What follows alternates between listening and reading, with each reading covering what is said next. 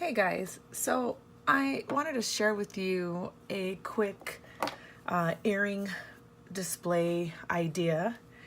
I posted some pictures on Instagram of some earrings that I had made with my new toy. It's called the Glowforge machine. It's a laser engraver cutting machine, and I will just show you some of the wood earrings I made. They are really cool. I'll put some pictures in at the end as well. These are just a few. But I'm doing this video for a friend. Hi, Lisa. I wanted to give her some, give her the measurements and show the idea of this super easy little tabletop easel card. All right, so I have this event coming up, and I needed some jewelry display ideas. So I went on Pinterest, went on Etsy, kind of browsed around, and I saw people using these easel cards, but you had to buy them off Etsy. And I figured, well, I've been a paper crafter long enough. I'm sure I could figure this out. It's not, too hard. So I wanted to show how to make it, and then show some of the other earring display ideas I had, not displays, but holders. So this is just an earring card that I cut on the silhouette, and I cut a few of those. These are tags that I've had in my stash for a while, and different shapes and sizes. And I figured I'll use these up, just punching holes. They have a hole for hanging. It's supposed to be a tag, like I mentioned. Pop it out. So it's a little tag, but you can just punch your holes for your earrings. So these are some of the things I was using. And then I made these Star Wars earrings. There's Darth Vader, C-3PO, Yoda. And these are all wood, like I mentioned. R2-D2. This engraving machine is amazing. I made some Frida earrings. And then I just did some little animals. A little koala. A little raccoon. I was playing around with it. This is supposed to be a bear with a crown.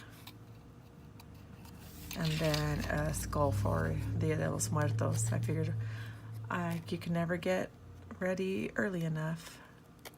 Okay, so the Glowforge machine is super cool. It uses SVG files. So if you're a paper crafter and you, know how to work with SVG files, or you use Inkscape, you can create your own. You can create your own in the Silhouette Business Edition. I don't have the Business Edition, I just have the Designer. So I haven't used the Silhouette yet to create anything, but I'm learning Inkscape. So that's what I've been doing. Then you can also buy files on Etsy or anywhere, and you can use them on your Glowforge. It's really cool. It's amazing. Look up some videos. So anyhow, let's show how I did this card holder. So this was just an 8.5 by 11 piece of paper. I cut the strips down to 3 1/4 by 11. That's a card size I'm using for now, because these earrings are long. They're dangly, so I needed something longer. All right, and then what I did is I took my scoring board out, and I scored at 4.5, 9, 9 3/4, and 10.5. Okay, so again, 4.5, 9 inch, 9 3/4, and 10.5. And I'll give you a tip on what to do if you want to make it smaller.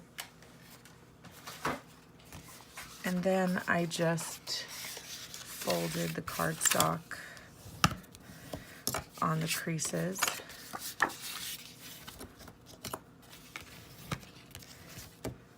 Okay, and then when you fold those two big pieces like that. When you get down to this middle one, you're gonna fold, I'm sorry, okay, you have it like this, you're gonna fold it back on itself, and then that last little fold back on itself. So you have like a little peaks and valleys. So it looks like that. It's not hard, I mean, you'll figure it out once you score it. So that's basically all you're gonna do. And then you're just going to, I put some red line tape right here, and then I attached it like this. Then you have your little display. And then one little tip I'll give you is that I did go back after I'd done all the scoring, and I trimmed off just a hair. Just a hair, doesn't, I mean, just a little bit, because when you glue this down, if you cut off just a little bit and you glue it down to the, you know, edge of on the bottom, it kind of makes it lean back a little further, excuse me, for the display. So you can see the earrings better, as opposed to like just being like straight up. They kind of lean back just a tiny bit. It's good for display purposes. Okay, and then before I tape it down, I use, but you can do, you know, whatever works for you, and in ways of hole punching. I took one of the cards I was using, and I lined up, I pulled these little tabs forward so that I could use this part as a lining tool to help me line up. So I lined up the bottom edge right here with the crease and just centered it and just eyeballed it. And then I took a pencil and I made my marks for the holes. And then if you have earrings as example, these that don't, whoops, came off, that don't dangle down as far.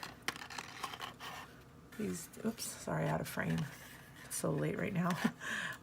These don't dangle down as far. I just moved this after like lining it up, and I just kind of centered the crease in the middle, or you can even go down further and line up the top edge with that crease, and then just mark your lines accordingly, your holes accordingly. And then I just took this tiny, what is it, like a 16th hole punch, and since I had my pencil marks, I just looked for them. Don't always get them perfect, and just punched my little holes. Okay, and then you have your red line tape.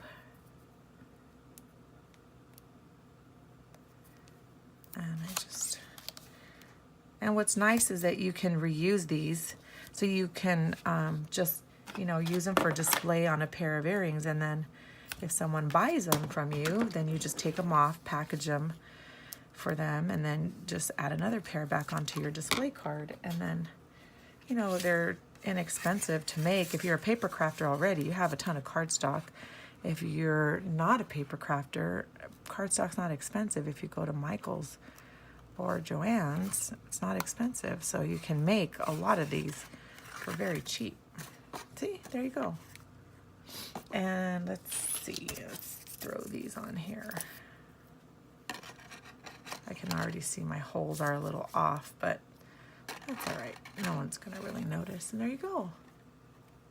Now, if you want to make them a little shorter, which is what I did with this one, just subtract an inch. So that's what I did on here. I cut before I even started scoring.